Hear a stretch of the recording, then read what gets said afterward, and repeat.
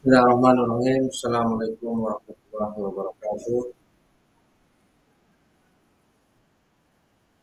Salam Bapak Ibu guru hebat, salam guru penggerak.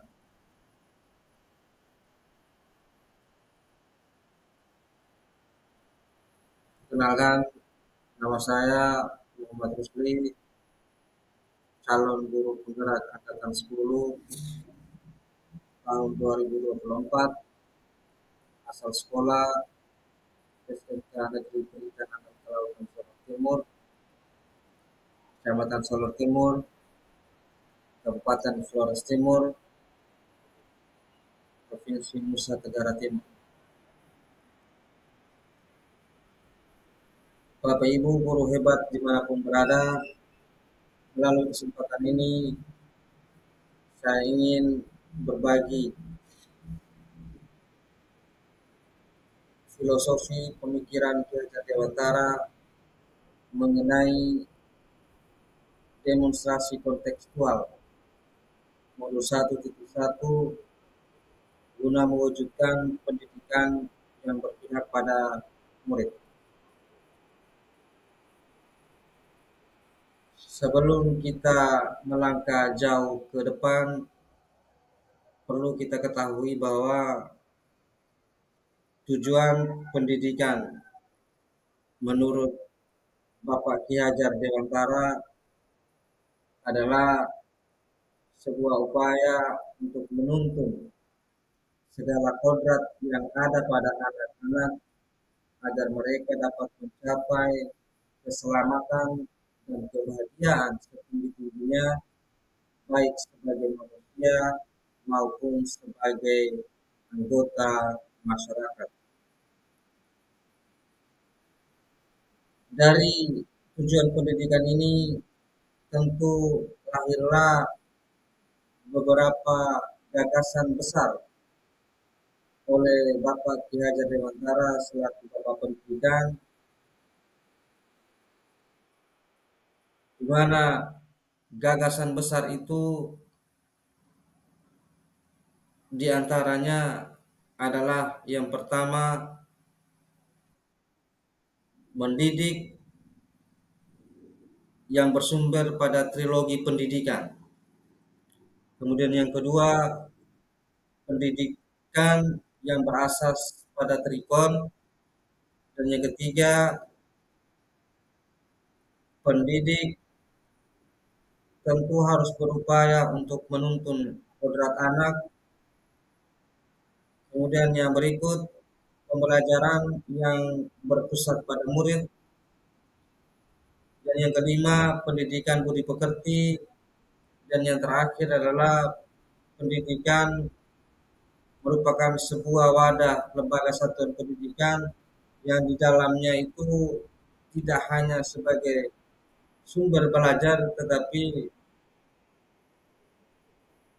sebagai sumber bermain anak-anak.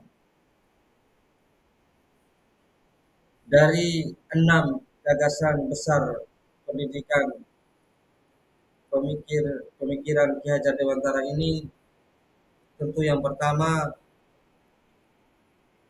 adalah mendidik yang bersumber pada trilogi pendidikan. Tentu kita sama-sama tahu bahwa moto pendidikan oleh Bapak Ki Hajar Dewantara itu adalah Ingarso Sungkulodo, Madya Mangunkarso, dan Tuturi Handayani. Tentu ketiga istilah ini tentu memiliki makna yang mendalam. Yang pertama, Ingarso Sungkulodo, yaitu memberi makna dan kesan bahwa yang di depan harus memberikan teladan. Kemudian Madya Mangunkarso yang memiliki makna yang ketiga harus berupaya atau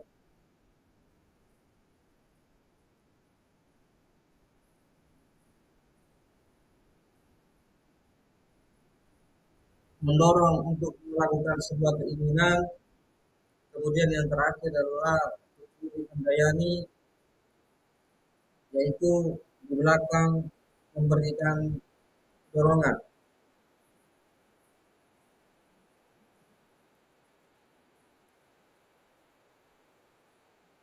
Kemudian yang terakhir, trikon yang ketiga adalah kontinuitas. Gagasan yang berikut adalah gagasan di mana pendidikan itu harus berasaskan trikon. Di mana trikon itu salah satunya adalah kontinuitas. Kontinuitas ini bermakna tidak melupakan akar nilai budaya yang ada dalam diri seseorang. Kemudian trikon yang kedua adalah konvergensi. Konvergensi bermakna memanusiakan manusia. Kemudian yang terakhir adalah konvergen. Yang terakhir adalah konsentris, yang bermakna pendidikan harus menghargai keberagaman dan berupaya untuk memerdekakan murid.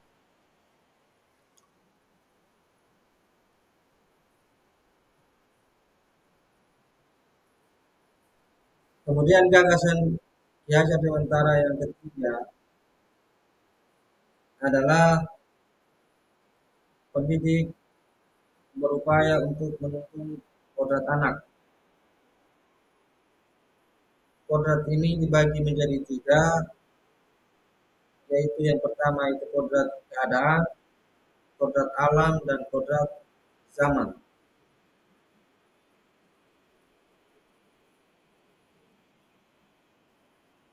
Kemudian gagasan besar yang keempat adalah pembelajaran yang tentunya harus berpusat pada murid.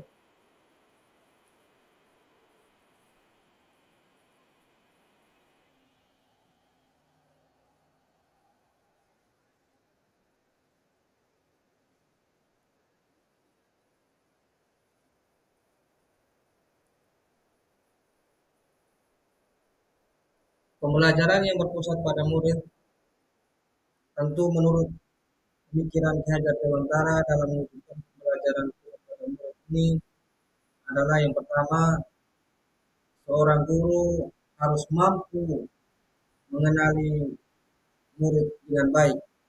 Setidaknya guru harus mampu menyebutkan karakter umum seperti nama, gaya, belajar, kemampuan individual, kebiasaan, motivasi, dan hasil belajar.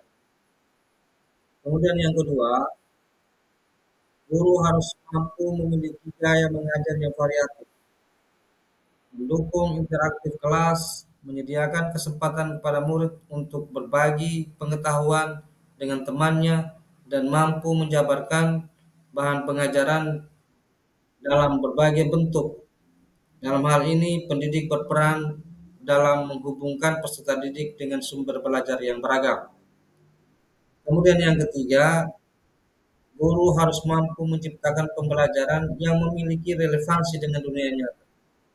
Bahkan pelajaran yang diberikan benar-benar dibutuhkan untuk pembelajaran selanjutnya, untuk kehidupan mereka di kemudian hari.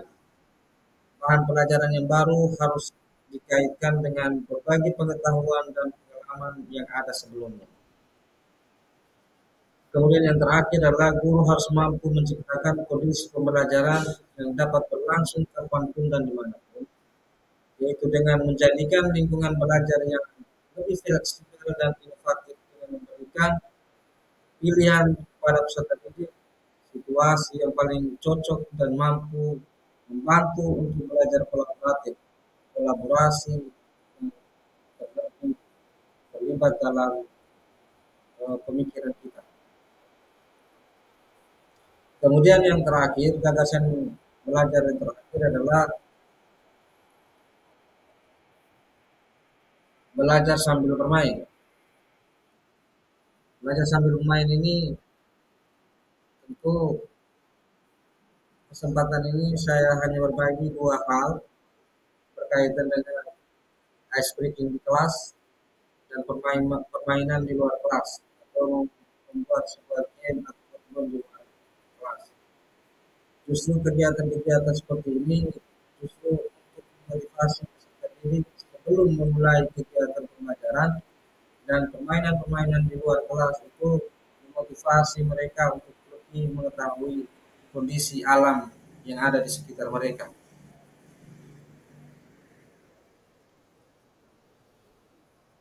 Kemudian beberapa hal yang ingin saya sajikan di sini seperti apa yang kami lakukan di sekolah. Ada beberapa hal yang kami implementasikan di sekolah terkait dengan dokumentasi-dokumentasi yang sudah saya sajikan pada siang hari ini. Kemudian yang berikut adalah sebuah refleksi diri terhadap akhir pembelajaran kita hari ini. Yang pertama adalah tantangan dan solusi. Ada beberapa hal yang berkaitan dengan tantangan dan solusi yang kami hadapi di setiap lembaga pendidikan.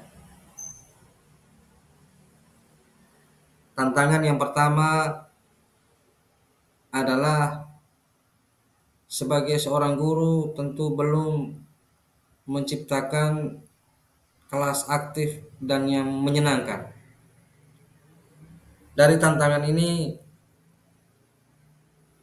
saya kira ada beberapa solusi yang perlu kita laksanakan terkait dengan menghadapi tantangan seperti ini. Yang pertama adalah sebagai seorang pendidik harus terus aktif memberikan ice breaking untuk memotivasi pembelajaran agar tidak terkesan monoton. Kemudian tantangan yang kedua yang kami hadapi di lembaga kami adalah kurangnya pemahaman yang mendalam mengenai nilai-nilai budaya, nilai-nilai budi pekerti.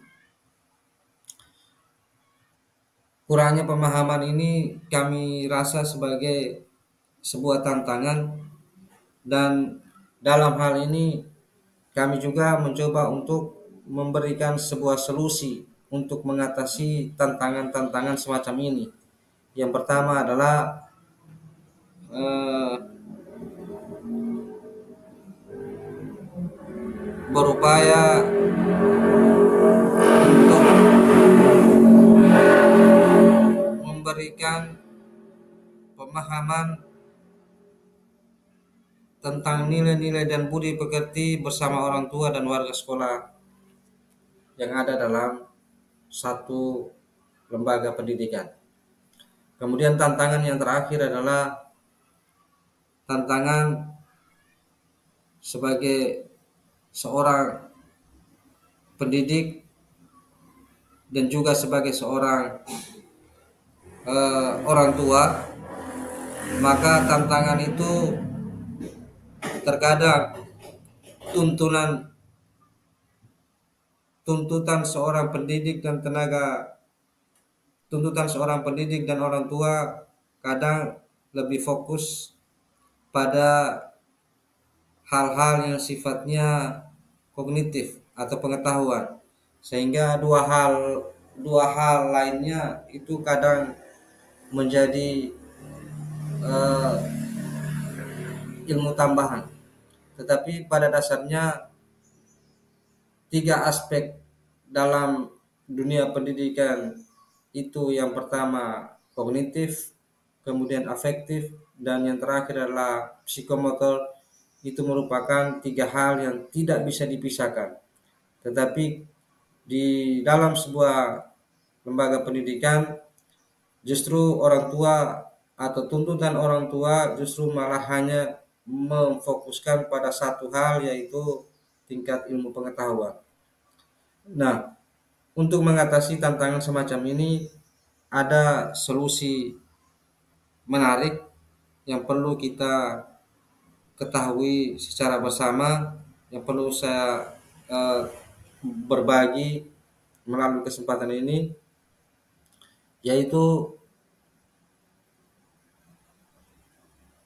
membersamai warga sekolah, baik itu orang tua wali, komite, kemudian stakeholder lainnya, untuk sama-sama duduk mendiskusikan hal-hal yang menjadi fokus dalam sebuah dunia pendidikan, di mana harus membangun kesepahaman yang bersama terkait dengan output peserta didik yang nantinya akan eh, keluar dari sebuah lembaga pendidikan. Sekira itu saja yang bisa saya bagi hari ini. Semoga apa yang disampaikan ini ada manfaatnya. Demikian,